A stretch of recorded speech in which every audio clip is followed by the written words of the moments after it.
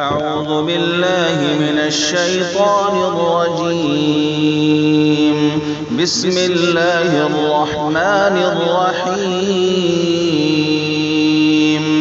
والتين والزيتون وطور سينين وهذا البلد الأمين.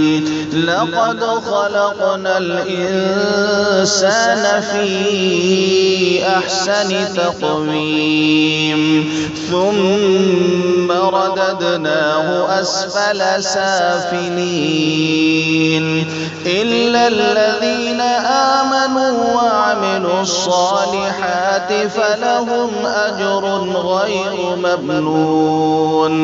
فما يكذبك بعد بالدين؟ أليس الله بأحكم الحاكمين؟ صدق الله العظيم.